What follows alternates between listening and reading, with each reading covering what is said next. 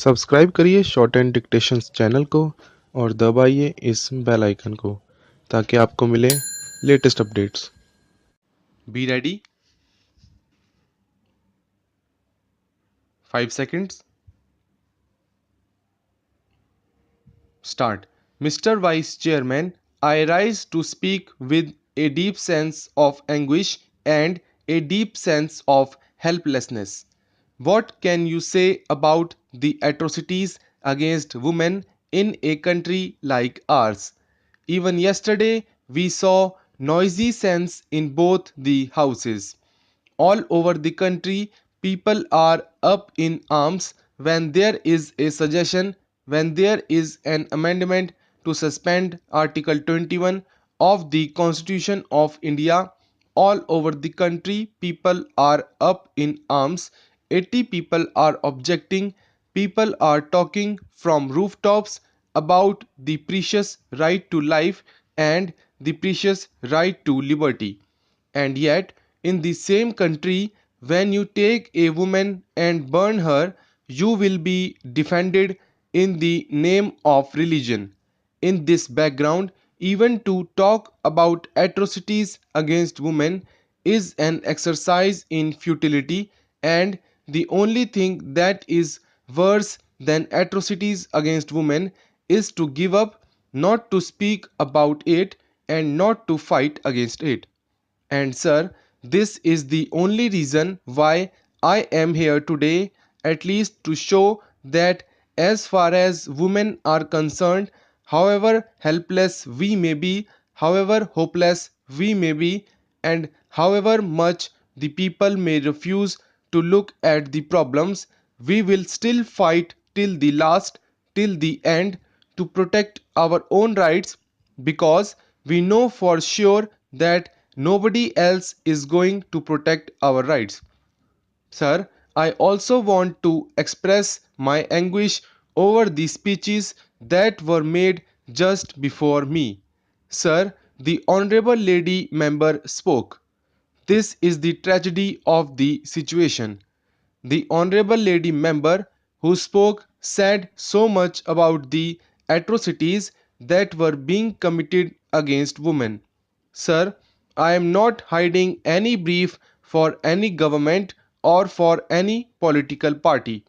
The men who commit these crimes, the men who commit these wrongdoing, the society under the patriarchal system that reinforces these wrongdoing are these because of the patriarchal system, not because of any government.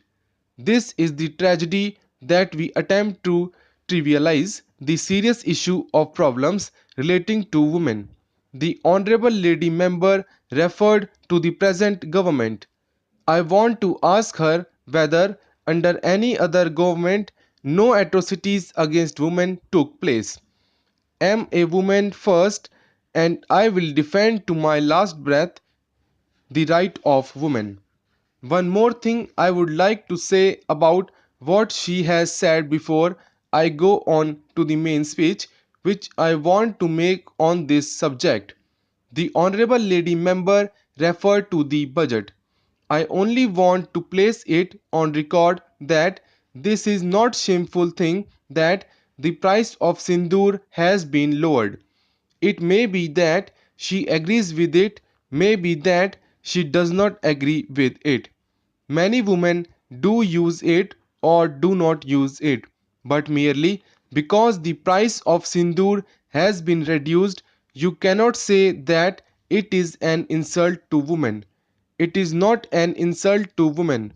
Secondly, sir, the budget does not have a provision by which women's cooperatives have been given certain exemptions, and there are certain provision by which the government has shown that it is desired to ameliorate the conditions of women and to uplift the cause of women, to promote the cause of women. Therefore, it is not as if there is anything special about it, and I certainly take strong objection to her statement and I refute it. It is not a political issue at all, and the issue is entirely different. It is social issue which has to be addressed in that spirit.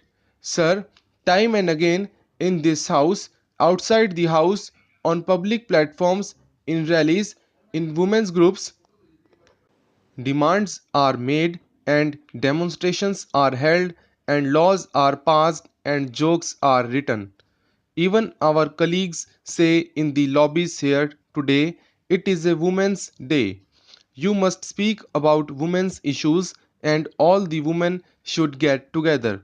But the tragedy is that nothing has been done and the situation remains just the same and there is absolutely no amelioration of any kind of the lot of women. Sir, the first point I wish to make very specifically is that we have so much of legislation and in fact there is an overabundance of legislation. But all this legislation is only on paper.